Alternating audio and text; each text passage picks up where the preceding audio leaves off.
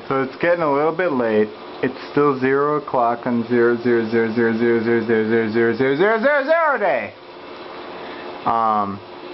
And I think I figured out what to do.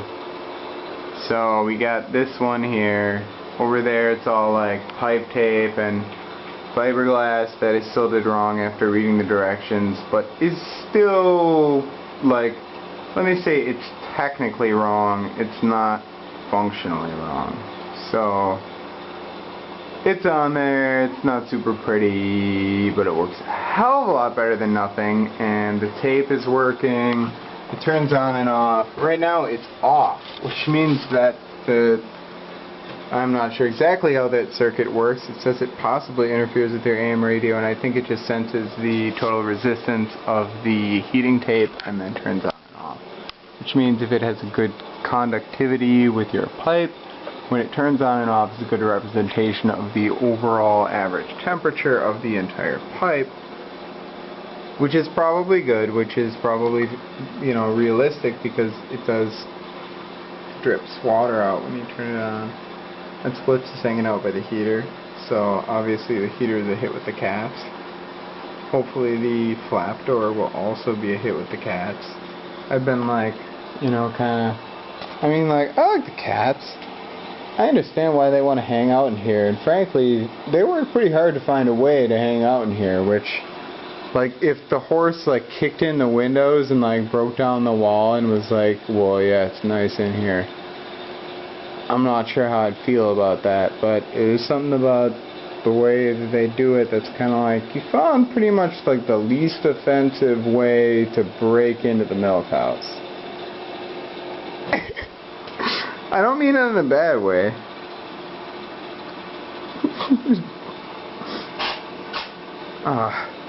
Because that's the other thing, is that if you admit it, the cats have it pretty fucking rough. Like, they, from what my understanding is, and I have not been here long enough to confirm this, but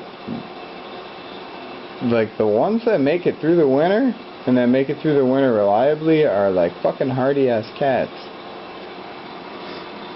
You know?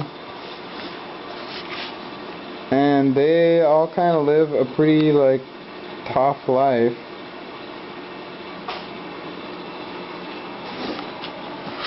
You know? They gotta get by. And it's kind of rough for them. I mean, so, like, here's my experience. I found a dead cat froze to shit in there. Like, I was like, oh, let me get some wool. I'm gonna put some wool out for the animals. I bet they'll like that. I was thinking of it earlier, and I tried it once. I pulled more of it out, and I put it somewhere. And it was, I don't know how well it went over. But, I went to go get some more wool, because there was this chicken that I moved to the barn because it basically got fucking attacked by its co-chicken habitants. Like, I went in there and it was just all bleeding, and like they pulled feathers out, and it was brutal. And it was one of the same, there's all these chickens of this certain breed that I really like, kind of for unknown reasons. I mean, like, they just seem like cool chickens. And then the other chickens have, like, basically attacked all of them, and they've been ostracized. And even in the beginning, they would, like, go off into a corner by themselves, and, like, they were separate from the other chickens. Maybe I identified with that, I don't know. But, so it was like that, and I was like, oh no, I need to do something about this soon, because this chicken's gonna get fucked up. And then I came back after working, and it was like similar. I'm pretty sure it was after working. I remember seeing it and thinking I should do something about this, but I felt like I had other things to do. And then I came back, and then it was still alive, but it looked like its neck it's all twisted, and it goes back and forth, but it's still alive, because I brought it in like I brought the other one in, and the Silver Phoenix, which is another one. We had these Phoenix chickens who were fucking badass, but all the other chickens were like, "Oh, what's up, dog? I'm gonna kick you in the face all the time and kill you." And that's not cool. So maybe that's what happened to all of them. It's what happened to one of them.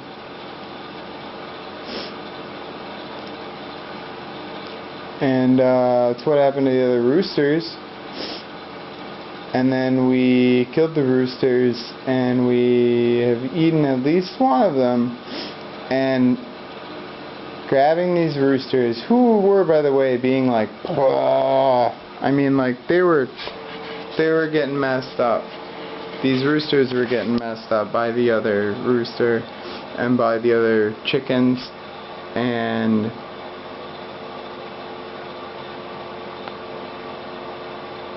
they were going to get killed by the other chickens. And, well, you know, a few times they have been killed by the other chickens. And sometimes it's like I can feel like it's coming, and I'm like, should I just keep it from having to go through this and preserve it as a source of nutrition at the same time? And some of them are sort of like, I've done this. I have done this because you know, like, I start off trying, like, I can just, you know, help them through it, and then sometimes I feel like I can give you something at least better than dying in this particular situation, but you're probably, you know, it's not like a shared feeling, but it's something that I feel.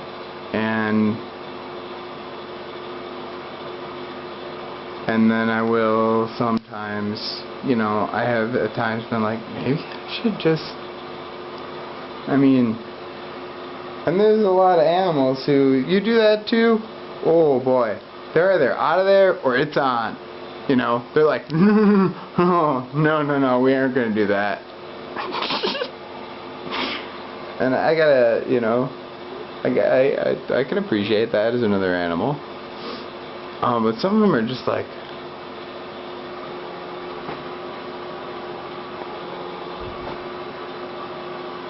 and that, I don't know. Especially because, well, I mean, what else are you gonna do? Or are you just gonna sit there every single day, and, you know, every once in a while you're gonna walk out of there, and some of the roosters are gonna be like, I just killed that motherfucker! Or like, some of the hens will be like, that bitch! But they're actually dead. Like, they get, like, packed to death. Because if you have enough chickens for long enough, it's gonna happen. And you're either going to do something about it or not do something about it. But either way, you're going to have to accept it as something that happens, at least as far as I've seen. And that's something I never expected. So, anyway, that was a long derailment, and I'm going to smoke part of a cigarette and then finish this piping, because if I don't, I'm going to be like, Jack! Should have done that, you know. So 9:22 after 0 o'clock, 9-minute derailment. This is Forest White Kitty, sit next to Fleet Farm brand piping. This has been a commercial, a paid advertisement for Fleet Farm brand parking. Fleet Farm brand parking. We'll park your brands as a Fleet Farm. Oh, my number's turned orange.